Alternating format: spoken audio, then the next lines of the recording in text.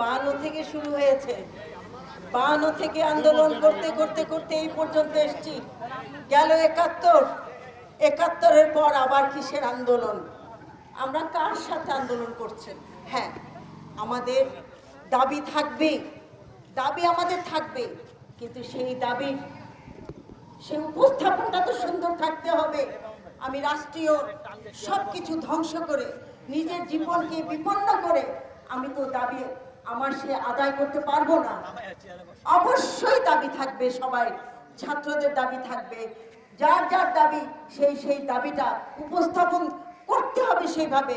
তা আমরা তো সেভাবে করছি না, আমরা নিজের জীবনকে বিপন্ন করছি। আমি চাচ্ছি না, আমি একজন মা হয়ে, আমি একজন বাংলাদেশের জনগণ হয়ে, একজন জনসাধারণ হয়ে আমি চাইবো না আমার দেশের ক্ষতি হোক, আমার দেশ ধ্বংসের দিকে চলে যাক, কখনোই চাইবো না। চলুন আমরা সবাই মিলে একসাথে হয়ে এটা একটা সমাধান করি। আমরা সরকারের প্রতি অনুরোধ, উনি দেখছেন, আমাদের মাননীয় প্রধানমন্ত্রী, আমাদের সরকার দেখছেন কোথায় কি হয়েছে, এর পিছনে কারা আছে আমরা কি জানি না? আপনারাও জানেন, আমরাও জানি। ঢাল কারা?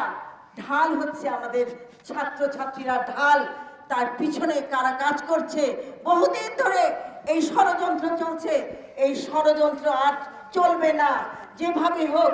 আমি অনুরোধ করব, আমি ছাত্রছাত্রীদের, তোমাদের প্রতি অনুরোধ থাকবে, তোমাদের নিজের জীবনকে বিপন্ন করো না। তোমাদের সংসার, তোমাদের বাবা মা, তোমাদের ভাই বোনরা তোমাদের মুখের দিকে তাকিয়ে আছে। তোমরা আগামী ভবিষ্যৎ, আগামী দিনের দেশের ভবিষ্যৎ তোমরা। সুতরাং এইভাবে তোমাদের নিজের জীবনকে বিপন্ন করে, নিজের জীবনকে ত্যাগ করে তোমরা এই আন্দোলনে এসো না। তোমরা আসো আন্দোলনে, আমরা বসি, আলোচনায় সবাই বসবো, সবাই বসে এটা সমাধান হবে নিশ্চয়ই, এবং প্রত্যেকটা হত্যার বিচার হবে। মাননীয় প্রধানমন্ত্রী বলেছেন যে এর বিচার হবে, এক এক করে বিচার হবে। পুলিশ গুলি করলো, কার নির্দেশে? সেটা কি একবার দেখেছি আমরা? এলোপাথারি গুলি করছে, কার নির্দেশে? অবশ্যই এটার আমাদের বিচার হবে। মাননীয় প্রধানমন্ত্রী বলেছেন বিচার হবে।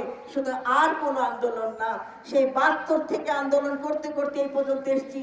সাজানো বাগান, বাংলাদেশ একটা সুন্দর সুন্দর একটা দেশ, আমাদের সোনার বাংলা, তোমায় ভালোবাসি, এটার উপরে আর কিছু নেই। সুতরাং আমরা কোনো রকমে কারো উস্কানিতে আমরা সামনে আসবো না।